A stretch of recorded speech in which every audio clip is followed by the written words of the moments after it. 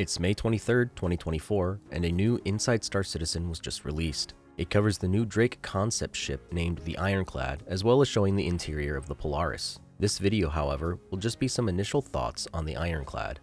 The Ironclad looks like it will be a competitor to the Hull B. We don't know how much cargo it can hold, and since the Hull B is the last of the Hull series which can be landed with cargo, I think this is a reasonable assumption.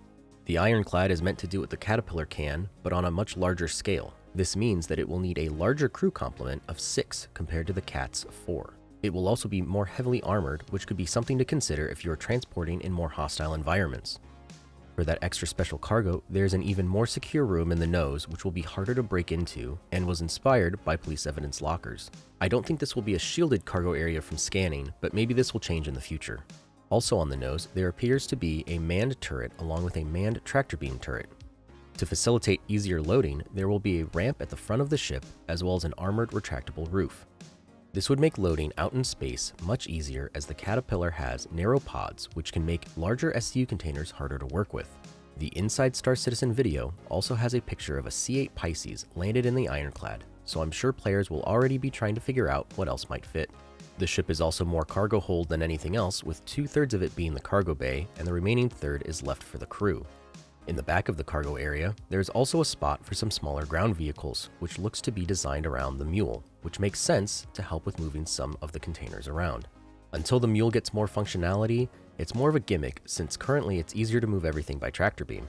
Moving to the crew area of the ship, the Ironclad will feature a detachable command module just like the Caterpillar, which also serves as the escape pod for the ship in case you want to save yourself over protecting your cargo. It sounds like we may be seeing this getting implemented soon as other tech pieces are falling into place. I know some people have speculated about filling up Caterpillars and just transferring the command module between the hulls. While I guess you could do this with the Ironclad as well, I think it would be reserved for very large orgs that have the crew numbers to make it more efficient. Something else that the Ironclad will have over the Caterpillar is direct access to enter the command module, which would save time running through the ship and make it more like the Reclaimer having easier access to the bridge. There will also be a ship-to-station docking collar, and while they didn't mention it in the ISC, I would assume you could lower the ramp to enter as well. For the rest of the ship, you will have your standard engineering area, as well as crew habs. In the center of the ship is the command deck overlooking the cargo bay, which will be where you operate the tractor beams from. You cannot fly the ship from here, and it looks like there will be 2 seats for tractor beam turret operators. There also appears to be some remote turrets on the ship, and I would assume that this is where they are controlled as well. Looking at the top of the cargo bay, there's a track running along the roof with a tractor beam on it. This has also been shown in other concepts like the Galaxy and its cargo module. While all the news about the Ironclad is mouthwatering enough, there is also a military variant in the works that could support ground assault operations. John made a comment that the ramp should be redesigned to allow bigger ground vehicles to be loaded into the bay.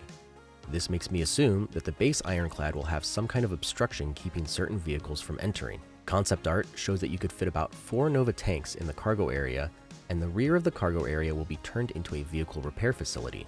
I believe this acting more as a landing craft will create some competition with the Starlifter Series, which are the only ships in game at the moment for deploying larger ground vehicles. Once the Liberator is released, it will have some of this functionality too, but on a smaller scale.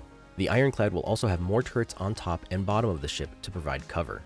It appears CIG sees the progression of ships being a Hull A to a Caterpillar, then moving up to the Ironclad as it sits between some of the smaller ships and the Hull series.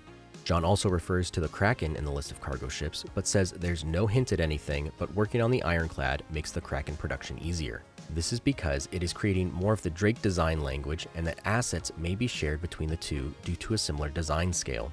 I think the Ironclad is a great competitor for something like the Hull C, and the military version will be a great armored competitor for the M2.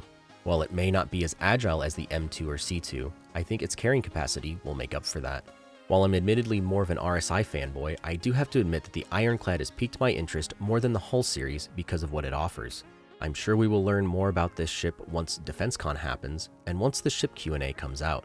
If you made it to the end of this video, I want to say a big thank you and would love to hear what your thoughts on the 2 versions of the Ironclad are. As always, I hope you found this informative, and I'll catch you in the next one.